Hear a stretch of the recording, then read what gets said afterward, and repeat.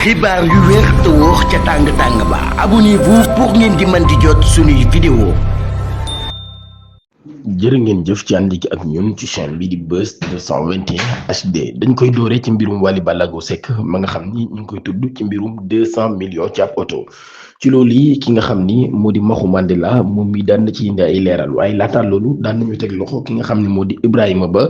di doom ci ki nga xam ni moo nekkoon premier ministre bu réewum Sénégal di Amadou Ba moom Ibrahima Ba mi ginnaaw bi ñu ko digloo ba pare yoon daan nañ koy téye lu jiitu loolu jàppoon nañ Saliou Sylla waaye Ibrahima Ba ñu ngi ko jàppandoo ak chauffeur am bi nga xam ni moom moo ko doon dawalal ndax chauffeur boobee wax nañ ni moom moo doon yóbbu boobu leen xaalis comme ñoom ñi ñëpp daan nañ leen di jàppagun ci mbir ma Wally Ballago Seck fii ak 48 heures ñi ngi koy xaar ci réewum Sénégal ci boobu leen mbir ba tey Maxu Mandela moom mi di boroom kër ci Coro Mandela waaye di ab journaliste ñëpp daal koy xam ci réew mi daan na ci indi ay leeral moom Maxu Mandela nag mi nga xam ne ni Wally Ballago Seck bi yaayam feebaree ci la doon jaayee boobu lépp oto waaye nag moom Maxu ba tey mi nga xam ne ni oto boobee bi mu woowee Amadou Sall ni ko sama yaay dafa feebar dama bëgg a jaay oto bi Amadou xam le ni ko amul xaalis ki nga xam ni moo di Wally Ballago Seck xamal ko ni ko sama yaay mënut a feebar may yor oto bu 200 millions faaw rek nga jàpp ci daal di koy jënd mun ko kon léegi dinaa la boole ko jënd ci loolee nag mu daal ciy tuddaat Mouhamed Dieng bu Sentif Mouhamed Dieng bi nga xam ni Sentif daan na koy épinglé ci loolee nag daal nee na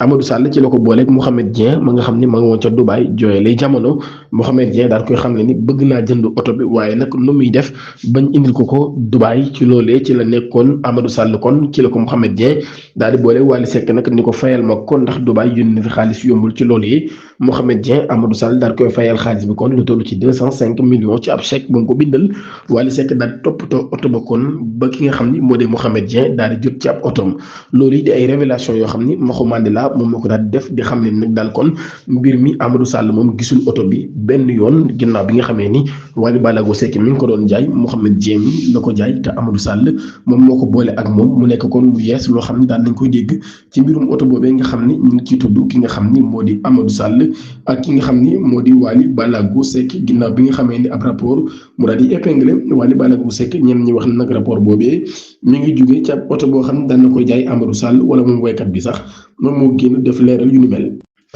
ci affaire mbirum diffamation ab plainte daan nañ koy annoncé Pape Mahawa Diouf moom lañu annoncé ab plainte ci ndoddam ab épisode judiciaire bu yees boo xam nag daal daan nay xew ci politique bi agence sénégalaise de l'électrification rurale di ASER daan nay annoncé ci ab communiqué boo xam ne daan na koy fësal alxames bi ñu weesu fukki fan ak juróom-ñett ci weeru sattumbar ci atum 2025 ni daan nay déposé ab plainte nag ngir diffamation ak division des fausses nouvelles contre ki ñu wax Pape Mahawa Diouf di ab responsable politique de l'Alliance pour la République APR loolu ci ay cadre yoo xam daan na koy yëkkati moom mi nekk nag ab responsable républicain ci ab passage boo xam ne doon na ko amal ci ab émission bu ñuy wax faram fàcc ñu daal koy diviser mercredi fukki fan ak juróom-ñaar ci weeru sattumbar ca Pape Mahawa Diouf mi nag daal kàddu yi mu yëkkati woon nag daal nee na ab détournement bu toll ci fanweer ak juróom-ñaar ci ay milliards loolu yi la ñu daal di nag détourné ca ASER mu nekk nag ca ASER mu nekk nag ay déclaration yoo xam nag daal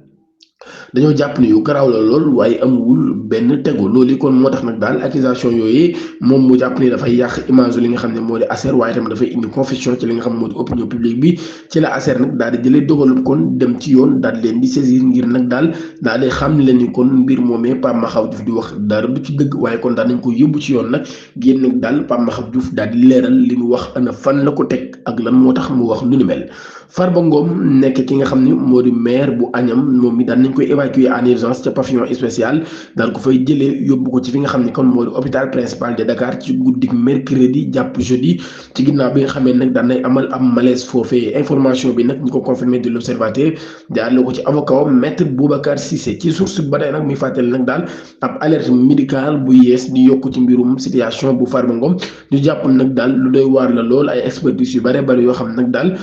professeur des médecins ñoom ñi ñëpp nag justice daal leen di yabal daal nañ koy def daal xam le ni Farba Ngom mii wér-gu-yaramam àndul ak li nga xam ne nag moo di mu nekk en détention ci li nga xam ne nag moo di milieu carcéral bii leen ci rapport nag daal daan nañ wax ne nag Farba Ngom mii bu moytuwul sax mën naa génn àdduna pavillon spécial bi nag daal bi nga xam ne mooy accueillir détenus yi nga xam ne dañoo feebar loolu lépp nag daal amatul ay garantie yu am solo nag daal ginnaaw ay liggéey yoo xam ne am na ci hôpital la daan teg boobee moo tax amatul garantie yu am solo ngir maladie waaye nag daal loolu kon moom Farba Ngom ginnaaw ba daan nañ koy évacuer ginnaaw kon ba nga xamee nag daan nañ daanu feebar investir depuis l'étranger dans le redressement du Sénégal tout comprendre sur la diaspora bond le 12 septembre 2025 dina marqué ab étape inédite ci li nga xam ne moo di stratégie financière du Sénégal ni nga xam nag daal réew mi daal nay pare nag ngir daal di amal lu ñuy wax diaspora bond muy ay obligation yoo xam ne nag dañ koy def rek ngir lu jëm ci ressources sénégalais yi nga xam ne nag ñu nekk ca foofee ñu bëgg a mobiliser nag lu toll ci 300 milliards de francs CFA ngir financer nag plan de redressement économique social boobee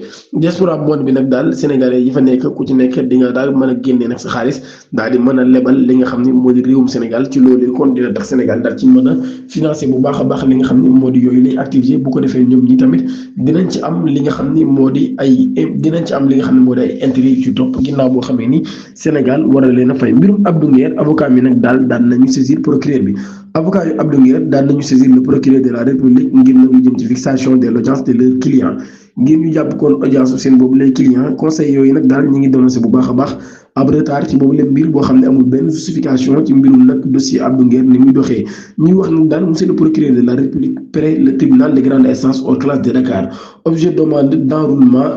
VRRI 31 040 et RI 4625 du coffret 30 mbirum Abdou Nguer monsieur le procureur ñoo ngi jógee nag ci li nga xam ni ñoo ngi sàkku ci sa bienfiance di la solliciter nag daal ci mbirum procédure bu Abdou Nguer boobu bii nag daal nga xam ni bañ ko jàppee ba tey dafa yàgg boobaak léegi moo tax ñoom ñi nag daal ñuy sàkku ci dossier bi yéex gi mu yéex procureur daal leen di fexe nag ba mbir ma daal di gën a gaaw ndax daal gis nañ ni mbir ma dafa nekk di yàgg loolu te loolu yi nag daal jaarul benn yoon moo tax kon ñoom ñi ñuy yëkkati kàddu yu ni mel di ci wax l'ancienne directrice de la case des tout petits sous Abdoulaye Wade Ami Samaké ñu jàpp nag dafa détourné 1,4 milliard francs CFA daan nañ ko placé sous contrôle judiciaire jeudi bi ñu weesu 18 septembre atum 2025 ci information yi nga xam ne nag daal dañoo wax ni dafa joxe caution nag daal ngir nag daal di bañ a tëdd kaso moom Ami Samaké nag daan nañ koy tegoon loxo daal koy nag daal defal am mise en garde par la section de recherche de Colobane ñu ko doon toppee information judiciaire yi donc ci moom nag marché d'aménagement des sites destiné au parc de technologie numérique PTN de Diamniadio ak yeneen nit yoo xam ne juróomi nit la ñoom ñi ñëpp dara leen tegoon loxo ci boobu leen mbir la direction collégiale de l'Alliance des forces de la progrès AFP ñoom ñi daan nañuy daje nag di wax démb ci projet de loi yi nga xam ne nag doon nañ ko voté ci assemblée nationale ñi ngi doon wax seen xalaat ci boobu leen mbir ñi ngi doon wax tamit ci situation économique nationale bi nga xam ne jamono ji dañuy traversé nag ab zone bu doy waar lool boo xam ne bu inédit lay doon ñoom ñi daan nañuy jàpp nag daal tâtonnement moom moo am ci boobu leen mbir nag boo xam ne amul benn mucc waaye ba tey ñoom ñi kon daal ñu ngi doon àddu ci li nga xam ne moo di taxe yi nga xam ne dañ ko bëgg a teg mobile money yi ñu jàpp ne loolu risque la boo xam ne ci wàllu économique mën naa dugal Sénégal ci guuta wala sax daal mën naa coûter Sénégal cher loolu kon ñoom ñi waa AFP ñu ci doon àddu ak di dankaafu ci boobu la mbir muy démb doon nañu voté ci assemblée nationale nag daal lu jëm ci wàllum recettes yi ak code d'investissement yi ak sax li nga xam ne moo jëm ci wàllum impôt yi loolu yëpp dem nag daan nañ ko voté ci assemblée nationale député yi ku nekk daan na ci àddu waaye Thérèse Faye Diouf moom mii dafa jàpp ni yooyu taxi sax dañ cee war a boole ñi nga xam ne moo di produit yi ñuy jëfandikoo ngir xeesal waaye tamit dañ cee war a boole lépp lu jëm ci wàllum saf-safal maanaam bouillon yi ñuy jëfandikoo ngir togg ci biir kër yi jërë ngeen jëf